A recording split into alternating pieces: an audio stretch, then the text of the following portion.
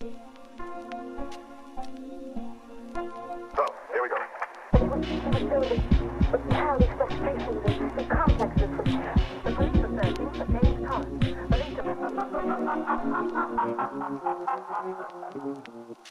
Hello, hello, hello. You're listening to Midnight Movie Gang. It is currently 2:08 p.m. Night Movie Gang.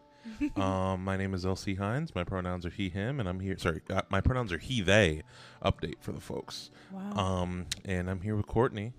Hi. Hi, hello. It's been a while since you've been on. I know. I'm so glad to have you back. Yeah. So excited to use your character. Mm-hmm. So today we're here. It's America's birthday, which Boo. Boo. Tomato, tomato, tomato. tomato. And we're here. We basically got the day off, so we're here chilling. And we're for those of you just tuning in, if this is your first episode, this podcast we talk about cult cinema, horror, sci-fi, that kind of realm of like genre film. And this movie we're talking about today certainly falls within that category. So today we're talking about A Quiet Place Day 1, which we saw last weekend. All of my days run together. Yeah. But I think it was last weekend. Yeah, something like that. A Quiet Place Day 1 is a 2024 apocalyptic horror film written and directed by Michael Sarnowski. It's the first one in the franchise not directed by John Krasinski. It's a prequel. He's one of the producers, though, I believe. He's still like a big role in making it. It's a prequel film.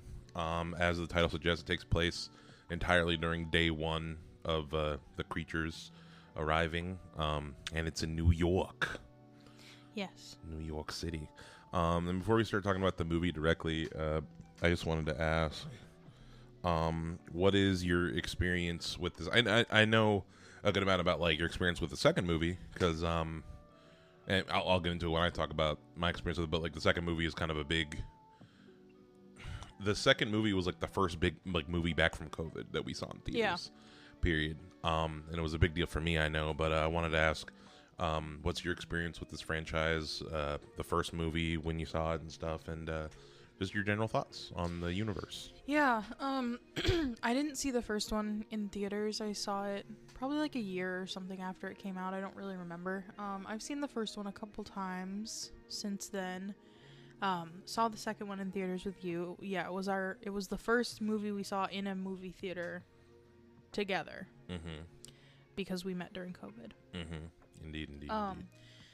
And I really like the first one. I really like the second one, but after watching this one, I think that this one is better than the second one. Really? Yeah. Would you say, is it worse than the first one? No. Or like, how do you rank them? Is what I'm trying to say. I think this one was my favorite character-wise. But then, like, the first one is, like, the first of any movie series, it's, like, you're introduced to, like, new ideas, so, like, that's cool.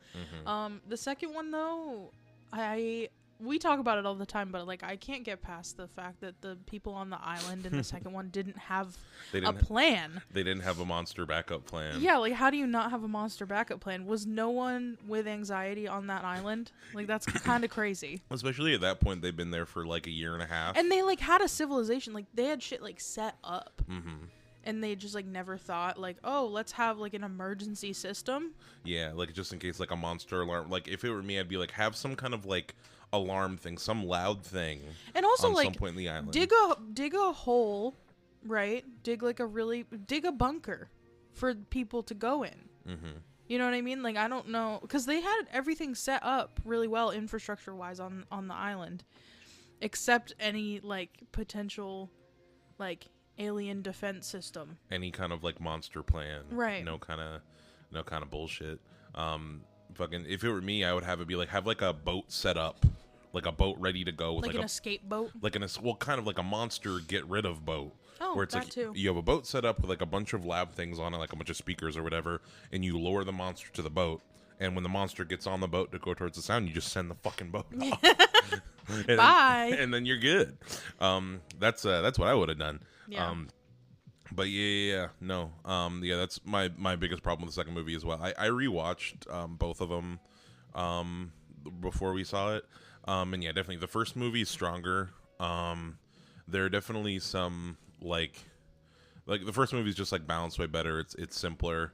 The second one definitely like the second one opens up some new questions that like I feel like we didn't get answered in this movie, as far as like it tried to do a little bit of world building.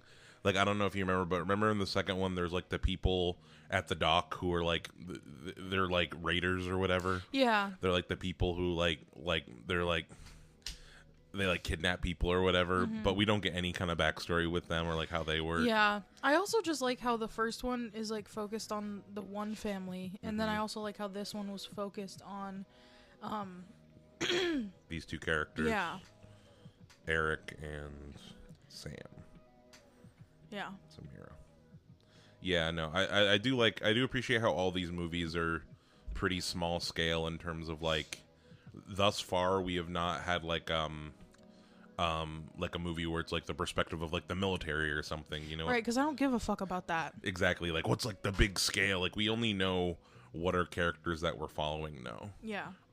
Yeah, no, and that does really help, especially in this movie we're talking about today. That really helps with a lot of the tension, because like we never like, we hear the helicopters overhead like making announcements, but we never like switch the perspective of the pilots. Yeah, which like or I the prefer. military. Like, I don't give a fuck about any of that.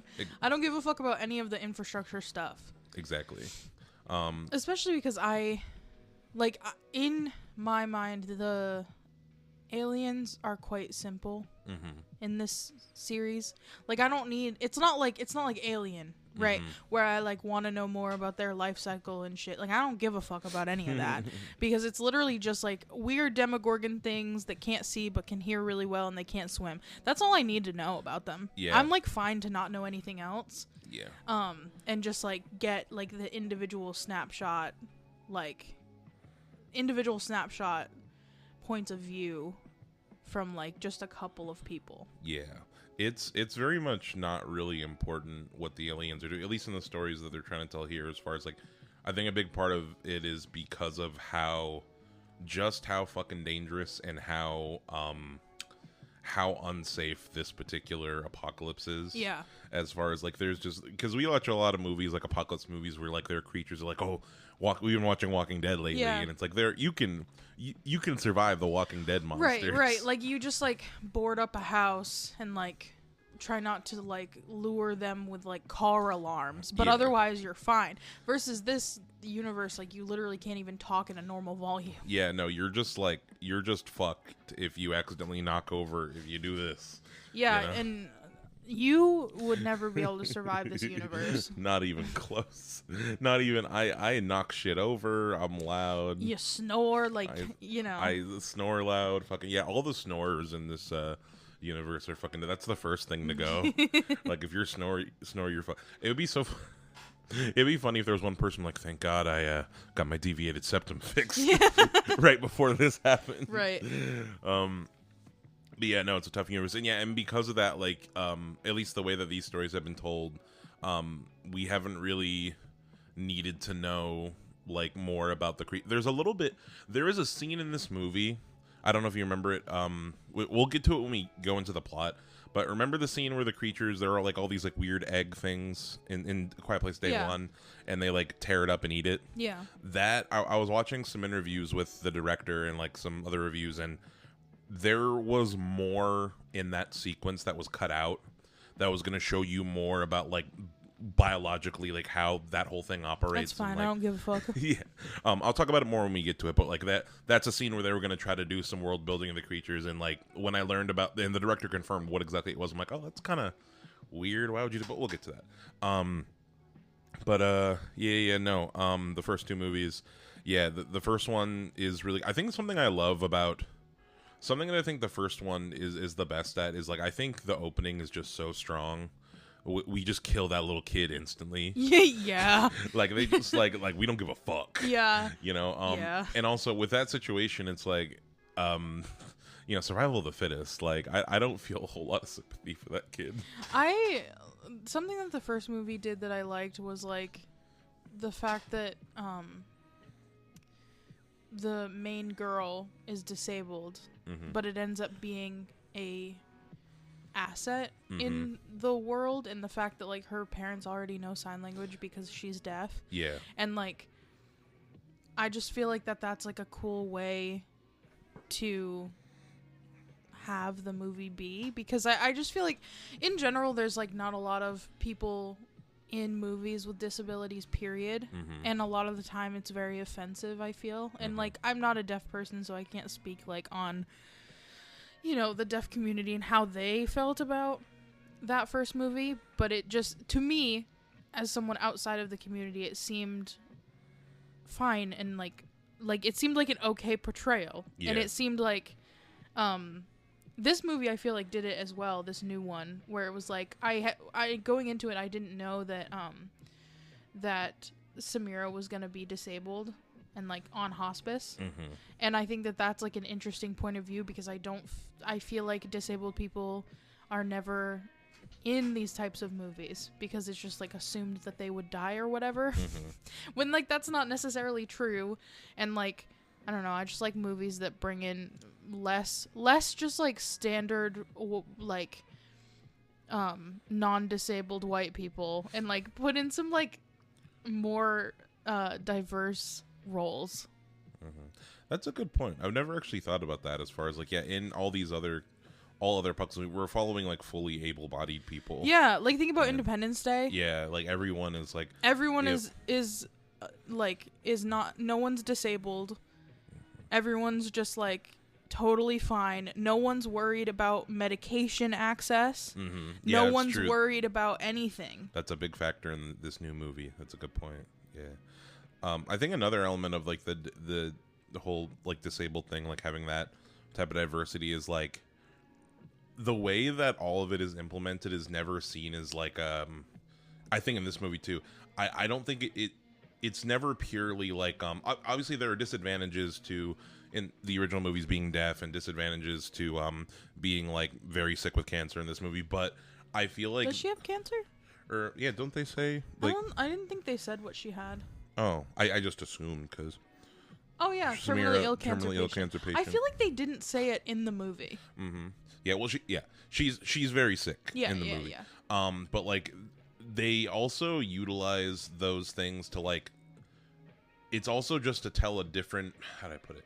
They use it to make the stakes of the story more interesting. Like, it wasn't just like, oh no, isn't it sad in this movie? It's like, her being terminally ill makes her mission make more sense. Yeah. Because like, it makes sense as to why she's not, because if she wasn't, she would just be like trying to evacuate with everybody else. But in this movie, like, spoiler alert, like she's trying to get pizza like before she dies. She's trying to like go to this like jazz club that her and her dad used to go to, and like she wants to experience that before she dies, one, because she's sick, but also because like in this world, like, death is just around the corner.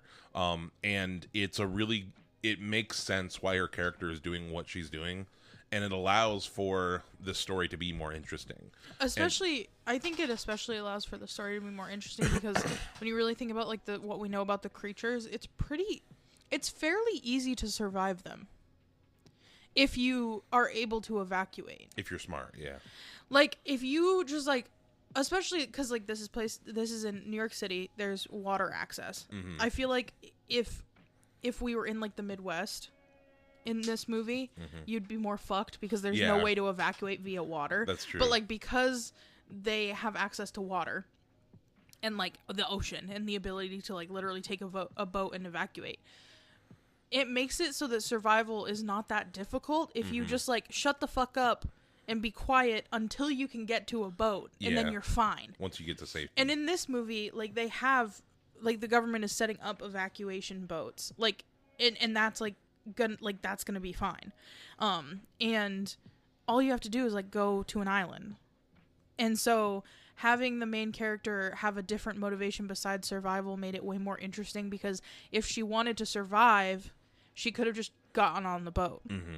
Yeah, it would be a much shorter, simpler story. Yeah. For sure. And something I liked about this movie, too, is that, so it opens with her at the hospice center, and she is convinced by a nurse to go on, like, a field trip with the other hospice patients. And she's the youngest hospice patient, too, because everyone else is old, and she's the only one there who's not. And she has her cat, Frodo. And she's convinced by a nurse to go on a field trip into the city And she's convinced because she really wants to get pizza. And he's like, yeah, we'll get pizza. But as they're out in the city, and she's brought her cat with her because it's like a service cat, the aliens come down and they're not able to get pizza and they're trying to evacuate, and then that's when everything happens and a bunch of people die, and then she's on her mission to still get pizza despite the world ending. So she's literally going in the opposite direction of all of the other survivors. And I think that that's way more interesting just in general, because we knew from the start, like, oh, she's not, well, at least I did, like, you know from the start she's on fentanyl patches because she's in so much pain. Like, she's terminally ill because she's a young person in hospice, which doesn't happen very often. And she, like, it's clear that she's not going to make it through the whole movie, because if she made it through, like, she just can't make it through the whole movie. Like, exactly. she's even in not in an apocalyptic situation, she's already on hospice. Even like, she's going to die. Even if she survived the creature, she would die not too long after the events of the movie. Exactly. And so it made it interesting to have a character that you know is going to die, not because of the monsters, but just because of stuff that was happening anyway. Yeah. And giving them a different motivation is just way more interesting. Absolutely. Yeah, no, that's a good point. We pretty much started breaking into the plot already with you. You just summarized the opening, but before we get more into the plot, last thing before we get into the plot of this movie, I also feel like the way they utilized the deafness in the first movies, like, they also did it for more than just like, oh, doesn't this suck? In the sense of like, like you said, the fact that her family her whole family is already fluent in sign language gives them like such a big advantage to where, like, her being deaf, like, does add, like, doesn't just make things more dangerous for her, but it also, like, adds a skill and an element that helps the family survive. Yeah. Which I think is really good.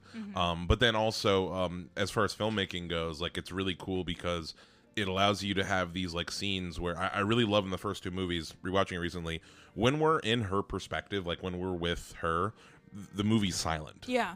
And I think about the opening in particular is, like, really effective because you see, like, the whole family is, like, walking home from, and they have the dumbass kid in the back, and you see, like, dad stop and mom stop, and they both turn around and they're shocked, but we're from the teenage girl's perspective, so we can't hear the toy going off, like the little toy space shuttle. And you know what was, I rewatched it recently, and, like, I didn't realize, I forgot this little detail.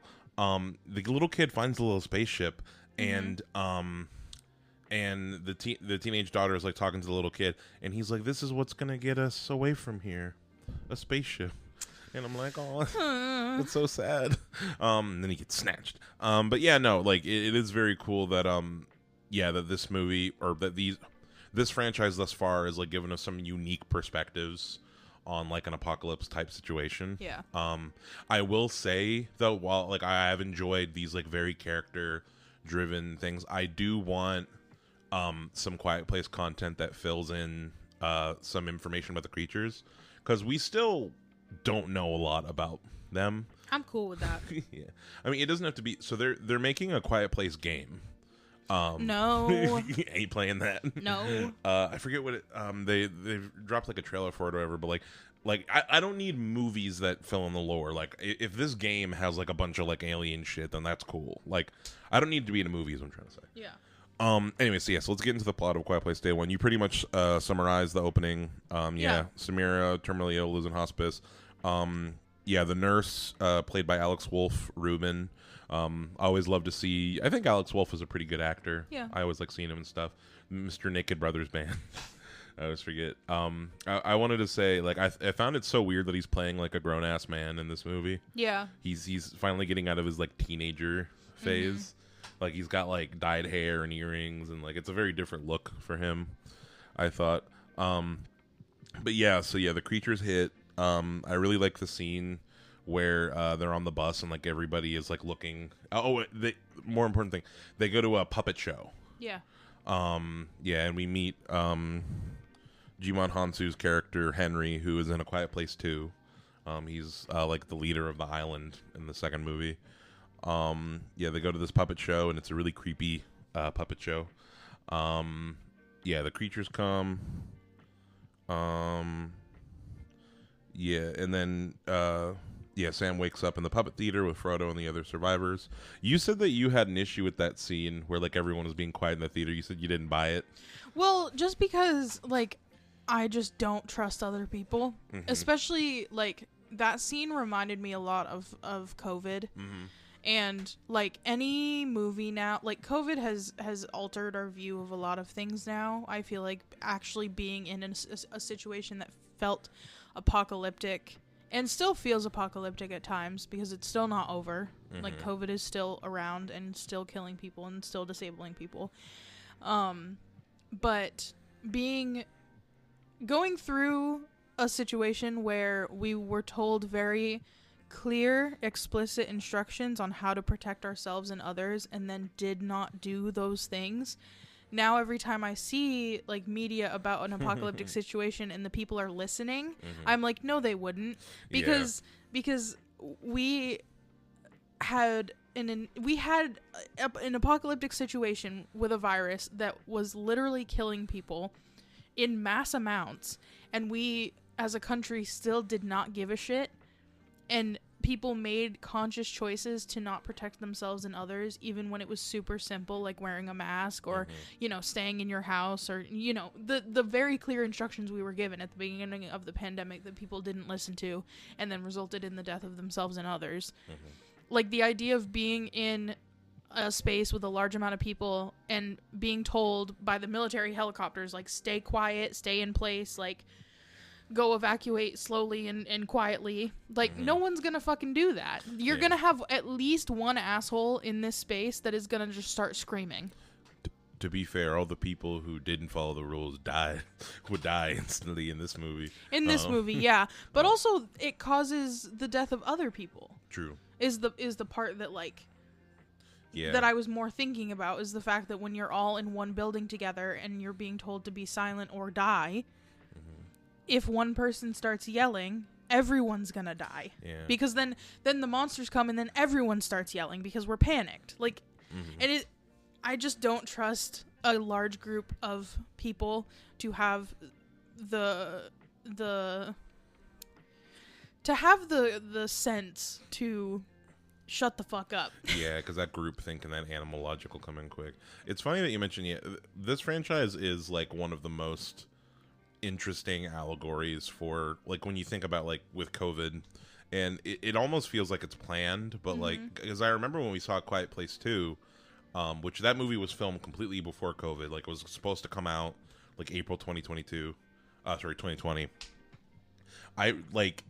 It really hit me hard, that openings, because that movie opens with day one, but not like in like their small town, the family, and they're like at a baseball game, and people are acting normal, people are going to the stores, and it was, I remember at that time it being so weird, like, damn, like, we used to live like that. And then once the monsters hit and like we get to the future, it's like, wow, it's like, yeah, that really is what it felt like. Yeah. Because everything has changed. Exactly. And this movie shares like a lot of that sentiment too, because I feel like there's a lot of something I really enjoyed about this movie is that, like, I think there is a big theme of it is like maintaining basic decency in like a crazy situation and like a dangerous situation. And I feel like we had, for a very short time, like the shortest amount of time, there was a little bit of that during COVID, as far as like there was this energy of like, we're all in this together, and like, like people like bringing groceries to people, and like, there was like some feeling of that, which disappeared quickly in IRL. But yeah, I don't know, like, I really like a lot of those like little human moments, like when Lupita Nyong'o comes across the two kids in the park hiding in the fountain, she gives them like the chocolate bar or whatever. And then like Joseph Quinn's whole character when we come into him. But yeah, no, we're hiding in this theater. The military announces that they're blowing up the bridges. And this is where we get the scene where somebody starts talking. It's like there's like some guy that's like starting to freak out on the rooftop, like, we're all gonna die. And Jumon Hansu is like trying to shut him the fuck up. Shut him up. And like Jumon Hansu's kid is like looking around the corner, like, all scared. And he kills this guy almost on accident.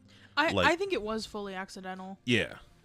Well, I mean, he was just trying to shut him up. Like, well, right. So it was fully accidental. Yeah. Well, yeah.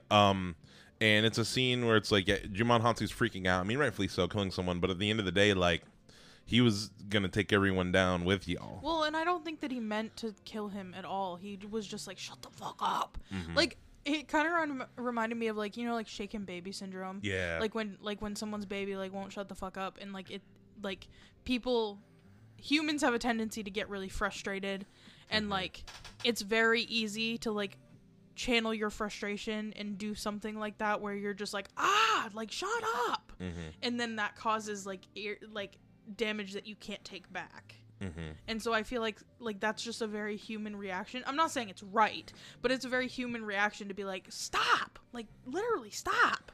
And I think that was, like, more what was going on. I don't think he had any real awareness. Because the guy was backed up against a wall. But I don't think that he had any awareness of being like, I'm going to hit this guy's head into the wall and kill him. I think it was more like he was just clamping his hand over his mouth.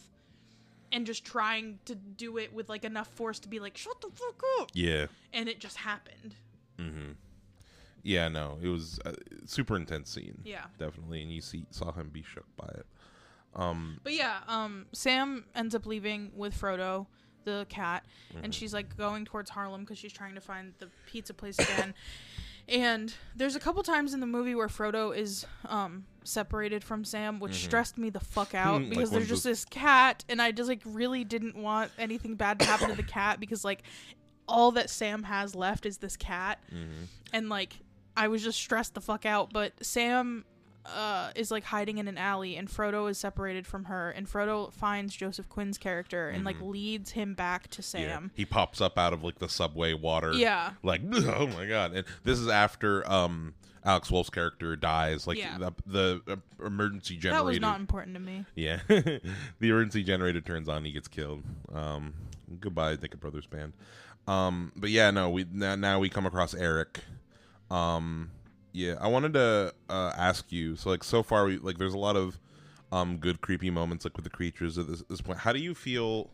I wanted to talk a little bit about how I really like how this director showcased the creatures, like, in a lot of, like, scary scenes versus, like, because I think the original movies did a lot of really good stuff with just, like, when building up this tension of, like, showing you all these things that can make noise, or I'm trying to say, like, that tension of, like, when the creatures aren't on screen, it's scary. And then I feel like in the original movies, like, when you see the creatures, it kind of just transforms into an action movie. Yeah. As far as, like, whereas I feel like we see a lot more of the creatures in this movie, but the way they show them, it's a lot more in shadow and behind smoke, and, like, it's a bit more. They make the presence of the creatures feel a lot more tense in this movie. Yeah. I feel like, and that's just, like, a stylistic thing. But yeah, no, he runs across Eric, Joseph Quinn's character. Yeah, and you want to what? So you want to talk about how you knew it was two cats? Oh, how Frodo is played by two cats? Nico and Schnitzel. Nico and Schnitzel. Well, yeah. I mean, I figured that. I mean, I know a lot about animals. I'm in grad school for animal stuff. I won't be any more specific than that, but I'm in grad school for animal stuff. Animals. And I know a lot about, like, how animals are used in media and a lot of the, like, rules and regulations and stuff around that. And usually when our dog just threw herself against me. Oh. Speaking of animals. Yeah, she's so cute. I don't think Blossom could survive in the quiet place anymore. No, she couldn't. She's talks now. I know, she does. When we first got her, yeah. Yeah, when we first got her, she was a silent, scared rescue dog, but now she's entitled. But yeah, usually when animals are in movies, a single animal character will be played by multiple animals. So like Winn-Dixie is like multiple dogs. It's not just one dog. Lassie was multiple dogs. I think Lassie was 2 or 3 different dogs. But Gordy the chimp. Oh my god. But anyway, this cat was 2 different cats, Nico and Schnitzel, and I knew that it was at least 2 cats because at different parts of the movie I was like, that's not the same cat, even though they look the same, just because they walked a little bit differently, and like they just like had a different, like, one of them was a little skinnier than the other one, but I just like am like primed to like notice those kinds of things. The cat's performance, both of them, so good. Like the way that they were just like walking around all of the detritus and stuff was really cute. I thought that the her having a cat as a service animal was really, really cute and also really practical for this world, because there's no way that you could have a service dog and live in this universe, because like service dogs are loud, even like when they're super well trained and everything. Like there's gonna be the jingle of their collars, there's gonna like they make noise, like they're just louder. But cats are literally silent. Like even when they jump from places and like walk around, like they walk very silently. They are nature's ninjas. They're like super stealthy. And so I think that her having a service cat was really clever, because you couldn't have done that with a dog. Like the dog would just be too loud. Yeah, it makes sense. I'm sure the original like script of this movie was like, it be a dog, and people were like, nah, that doesn't make any sense. I don't know, maybe they thought of a cat to begin with. Maybe. But yeah, I really loved Frodo, and like the way that Sam protects Frodo and like keeps him with her the entire time until she has completed her mission is like really sweet to me. Yeah. Like the way that she'll just carry him in the tote bag and stuff. Yeah, there's a lot of sweetness, and I'm glad that like Frodo made it to safety. Right. I wanted to talk real quick before we get into Eric. Just a really good scene that I loved. When they made the big announcement for everyone to go to the south side of the island to get the boat. So there's a scene where so everybody is trying to walk. Like you see people come out of the buildings, and there's just like a huge group of people who are just trying to walk as quietly as they can. But any big group of people, like they're gonna make a lot of noise. Exactly. Like when you have a large amount of people walking really quietly, it creates a certain amount of noise. Yeah, like you just see all the scenes of like people's like shoes tapping and like wheels crunching over stuff. Yeah, like there was a person in a wheelchair, and like the wheels were making noise. Were creaky and stuff. And like there was a kid that like stumbled and like tripped on some stuff, and like That scene triggered my so I know that you get this, and like I don't necessarily get overwhelmed in environments a lot with a lot of people. I do. Like that's not something but you know specifically the situation that I always did, and it was always in college, in big lectures before a class started. That would make me really overwhelmed. Yeah. Like when everyone's talking, people are getting their shit out, people are coming in and out and like refilling their water and talking, and like I would get overwhelmed, and like I'd need to throw my headphones on, and like this scene triggered that feeling for me for sure. That would always really overwhelm me. Still overwhelmed me in grad school as well. Like just being in an environment where everyone's just moving and talking and stuff. And also it's even worse on like an exam day. Yeah, absolutely. Oh my god, like there's nothing worse on exam days. Up until like the last didactic lecture that I had, like an exam time that I had, like when I would walk into school buildings and like it would be like exam time, I would have to have headphones in because everyone's like frantically talking about the exam and like trying to last minute study, and like, oh my god, the overwhelm is like ridiculous. Yeah. But yeah, I feel like that scene is a lot like, there were a lot of scenes in the first movie like this too, where they really spotlight what's making noise, and it's things that you never think about. Like just like the shuffling of the feet and like the wheels on the wheelchair and like all of those things. And like that scene in this movie did a lot for me to like get my heart rate up. Like I was like, because like in general, all of those sounds make me anxious anyway. Like you and I go to a lot of concerts, and something that I dread every time we go is when the concert's over and we have to walk through the crowd to get out. Yes, that's true. Like even in a situation where everyone is not necessarily being super loud like that, like that's rough for me. And so that scene really was like getting my heart rate up of like, even without the monsters, like this is overwhelming. Yeah, I feel like it's extra worse at a concert because everyone's drunk and everyone's like sweaty and loud, and it's like yeah, no, that's a good point. No, but with the movie, so Joseph Quinn's character enters the scene. He pops up out of the water.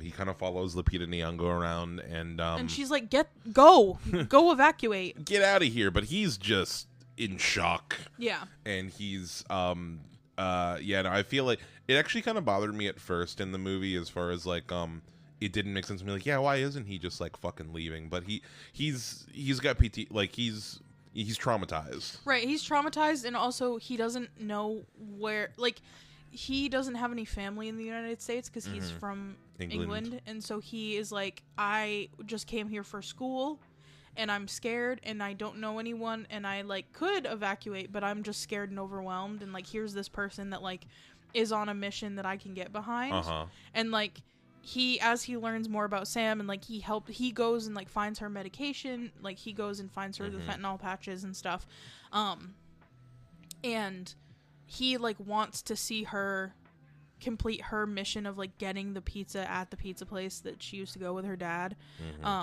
and it was just really sweet. Like, his motivation and her motivation ended up, like, I really liked the way that he was like, you know, shit really is really fucked right now, but I can, like, help this person get to what she wants to do because she has a clear idea of what she wants to do, and I'm, like, confused and scared. And when they get to, do you want to talk about when they get there? When they get to where?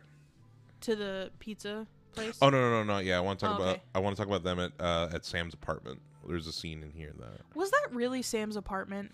Or it could have been somewhere that she just broke into. I feel like it was, because she looked for the key under the mat, and then there wasn't one, and then she was like, kick the door down. Yeah. But also, they had, in the desk, they had a book that was her. Hers. Maybe it was someone she knew. I think it's her apartment. I don't think so, because she went into the medicine cabinet, and there was no medication. So you think it was just like a coincidence that, like, her book was there? Yeah, I don't know. Unsure. Not super important for the scene, as far as, like, they chill in this apartment for a while, they learn a bit more about each other, and then the scene... the Wikipedia says back to her apartment. Okay, well, there you go. And Wikipedia... It just didn't seem like hers. Wikipedia never lies. Yeah, Sam is an acclaimed and published poet. Yeah, no, so in this scene, I really like... So there's a thunderstorm happening in this scene. Yeah. That's, like, what I really want to talk about, and there's, like, an element in this universe that... And they use the thunderstorm wisely. Like, when he kicks down the door, they time it with the thunder hitting, but they kind of have this moment where they're just, like, they're trying to relieve the pressure, and they just, like, scream. Yeah. You know, and like, in time with the thunder. In time with the thunder, to just, like, let out all of this, like, pent up, you know, stress. And that's something that I just thought that was, like, a really great use of, like just the rules of this universe, and, like, thinking about... That's another thing too, on top of everything else, like, speaking and being able to express ourselves is just, like, automatically a way that we release stress, like talking in general, and it's something that It'd be hard to not have. Exactly, especially for us, because we're yappers. We are yappers. And it made me think about how, so when I'm home alone, like, if I'm home here all day, like, I don't have work for the day, and I just don't talk. Yeah. Right, and it's something where, like, when you come home, I realize, like, a certain point, I realize, like, I haven't said a single word today. Like, I've just been all in my head. Yeah, but that scene just made me think of that. Yeah, well, just the way that, like, you just end up being in your head all day. Yeah. Yeah. And how in this universe it would just be that times 1,000. Yeah, for sure. But yeah, no. So now, before they go get pizza, Eric goes to get her meds. And this is the scene that I wanted to talk about, where he gets the fentanyl patches for the pharmacy, no problem. And when he comes back, he walks by a construction site. Yeah. And he has Frodo with him. And Frodo, like, jumps off into the construction site. Frodo decides to be a little asshole. Yeah, Frodo decides that we need another scary scene. And there's a bunch of creatures here, and this is what I was talking about as far as, like, they tried to do... So apparently there was... Early screenings of this movie had an extended version of this scene, and apparently audience members were confused what was going on. So he sees the aliens, the creatures... they're like these, like, mushroom egg-looking things, like, all over the ground. And I remember when we first saw it, like, are those eggs? Like, because they looked like them. What the hell did that? And the aliens kind of tear into these things, and they're full of this goop, and they're, like, eating it.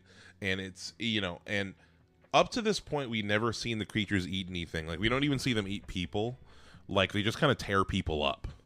And apparently... what this scene was, or, like, what the fuller scene, it was going to show that, okay, so it's the aliens' food, right? These, like, orb things.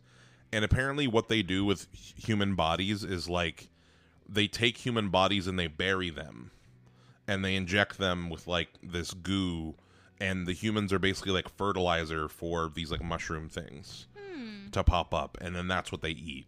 Weird. And that's it is weird, and like I apparently kind of like that though. It's interesting. I kind of like it because it shows that they have. It shows a level of organization and critical thinking that you wouldn't anticipate from them. Mm-hmm. Because, like, there are very few animals that would like farm like that. Like, that's farming. Like, you're taking a fertilizer and you're making something. Like, you are doing something with a resource to get a different resource, and that takes like a certain level of critical thinking and like planning. Like, animals planning is like a big criteria of like intelligence. Yeah, and like, you know, it's weird for animals to not just act cause and effect. Like, I'm gonna kill this thing and eat it, like directly, versus I'm gonna kill this thing, do something bury with it, yeah. and then get something else from it. Like, that's an additional layer of planning, or like innate like understanding that we wouldn't necessarily expect from the creatures. Yeah, no, it is an interesting scene. Part of me though, when I like read, it was the director who like talked about like exactly what was going on in that scene, and we're probably gonna get that extended scene like on a Blu-ray deleted scenes or whatever, which I'm excited to see. I think since they didn't include the whole scene, I think they should have just cut the scene, because it didn't make sense. Yeah. I was like, what the fuck are they eating? What the fuck's going on? Yeah. Like, I had no idea what was going on in that scene. It seemed very out of nowhere. I don't know. I think they just didn't want to cut like him sneaking around. And they're like, well, we have to explain what all these ball things are that we have set up. Yeah. But yeah, I don't know. Yeah, they should have just gone more into it. And also me personally, like, why don't they just eat people directly? I don't know. That's scary. But yeah, no. So then she gets her meds. They try to go get pizza, and Patsy's is destroyed. Like, creatures came in, fucked it up. Like a car was rammed into it, and there was a fire and stuff. Like, it's destroyed. But the jazz club that Sam's dad used to take her to is still there. Yeah. And they go in there, and Eric goes in, and he finds pizza from another place. And he gets like a blank pizza box and writes Patsy's on it. Yeah. And it's like a really sweet scene, and it's nice that like, I feel like in a lesser movie they would have had like a creature come in or them make a noise during this scene. Yeah. And it get fucked up. But like, we just get this whole scene where like, you know, it's just a nice scene. Yeah, like Eric is trying to make her feel bad. I think I called him Eddie a few times. In my head, he's still Eddie from Stranger Things. I don't think you did. Yeah. They just have this nice scene where like he does a magic trick for her and they pretend to perform and stuff. Yeah. And like, question to you about their relationship in this movie: did you get any hint of a romance? No. Or you just think it's like people trying to be nice to each other? Yeah. Like a human decency thing? Yeah. Yeah. I like it better as a human decency story. Because here's the thing about heterosexual relationships, okay? Is that traditionally I find that they are transactional, and I don't like the idea of Eric doing all of these nice things because he likes her. You know what I mean? Like, it feels really reductive to be like, oh, he just like wants to fuck the dying cancer girl, and that's why he's being nice to her. Like, that just feels shitty.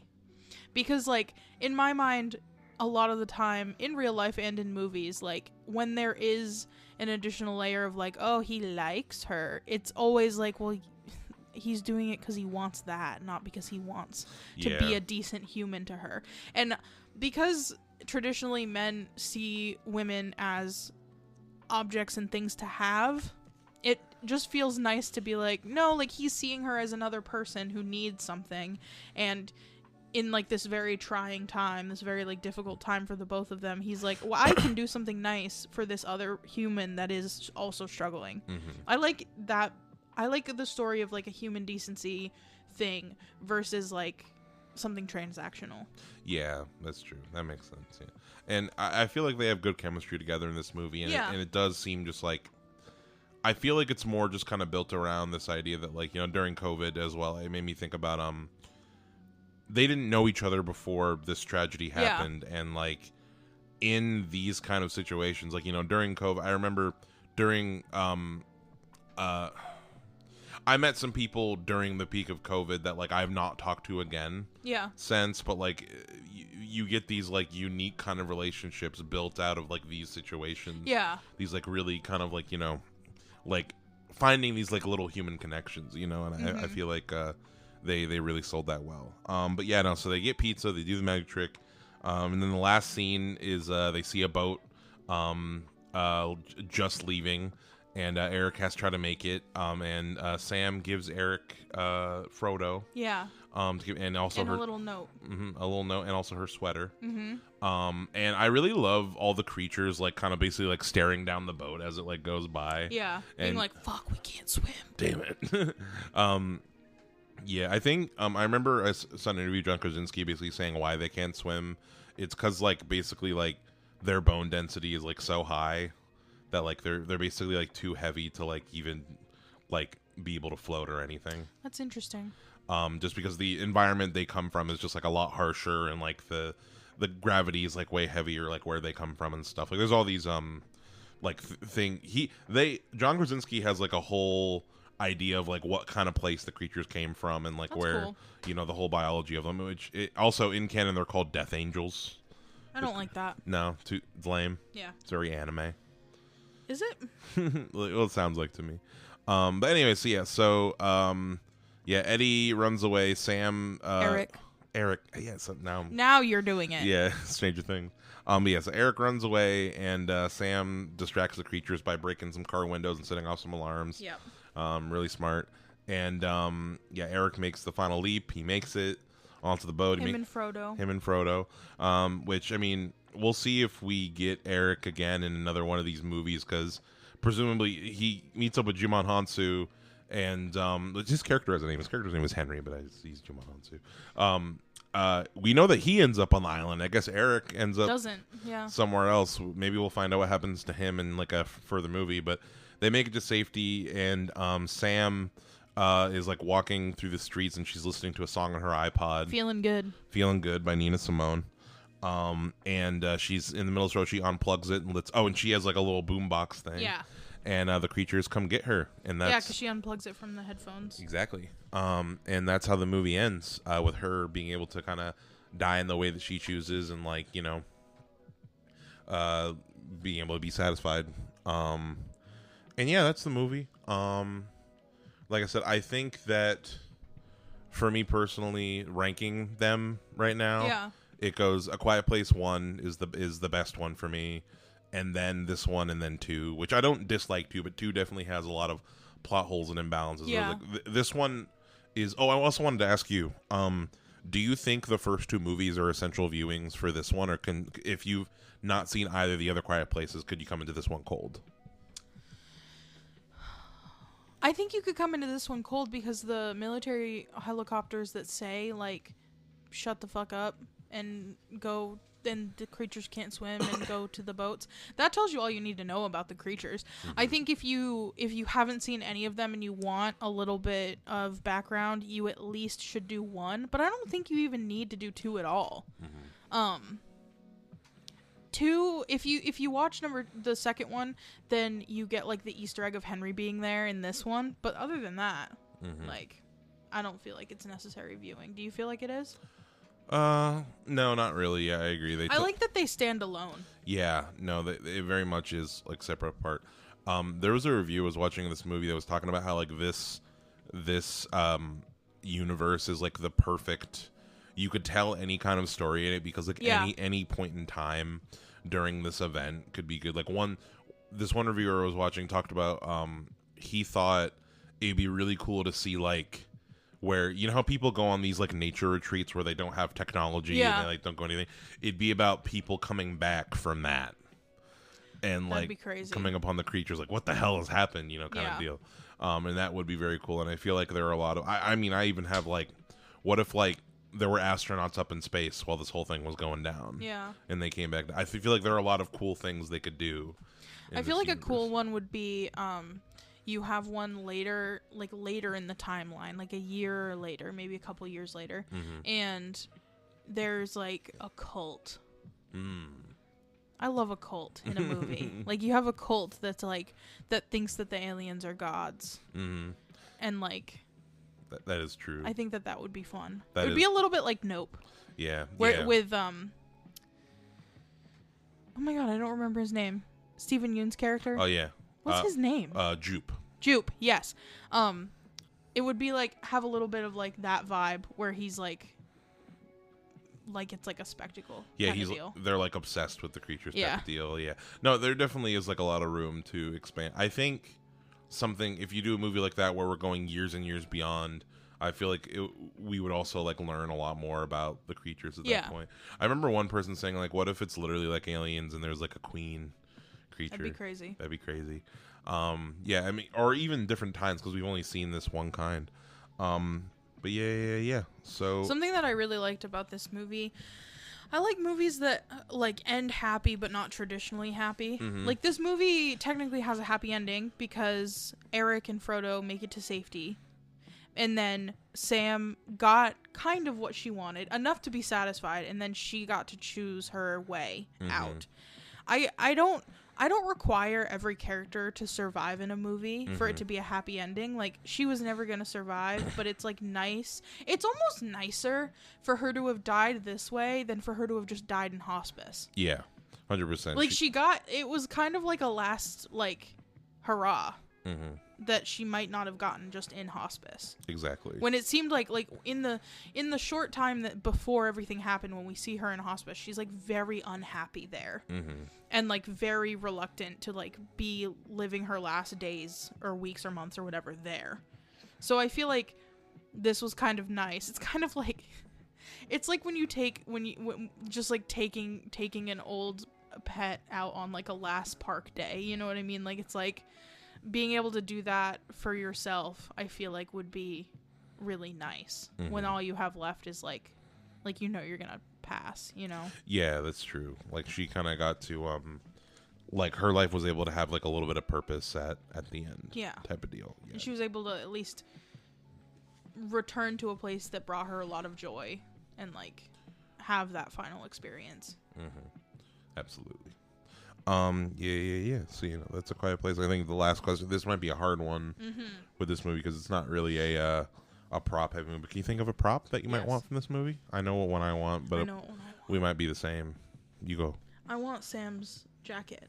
Her sweater looked really comfy. Really cozy. Actually, I want her sweater and beanie. I was going to say I wanted her beanie. Period. Because, you know, I'm a beanie guy. Yeah. I like her orange beanie. That's really all. I want the cat. Well, right, but we don't do living things as our final item. Nico and Schnitzel. Nico and Schnitzel. Yeah, aside from that, there really isn't. Yeah, no, it's not really a prop-heavy kind of movie. But yeah. So this has been Midnight Movie Gang. Thank you so much for coming on, Courtney. Of course. Yeah, I don't know. Next time, I'm trying to think what's coming out soon that you might want to be on. I feel like we've done the Furiosa episode, but I think when we watch Furiosa, we should do one. Get your take on Furiosa. I think that'd be fun. But yeah, this has been Midnight Movie Gang. You can follow us on Instagram at Midnight Movie Gang. We're also on TikTok at Midnight Movie Gang. YouTube is kind of trying to make that like the main platform. Same thing, Midnight Movie Gang on YouTube. We just launched a Patreon. Also, I think that one's at Midnight Movie Gang Podcast, but you can find it in the link tree. On any platform. The link tree is linked on YouTube and Instagram. Thank you so much for listening. Please like, subscribe, send it to your friends who like A Quiet Place or hate A Quiet Place, because some people hate it too. And yeah, thank you for listening. Good night. Bye. Bye.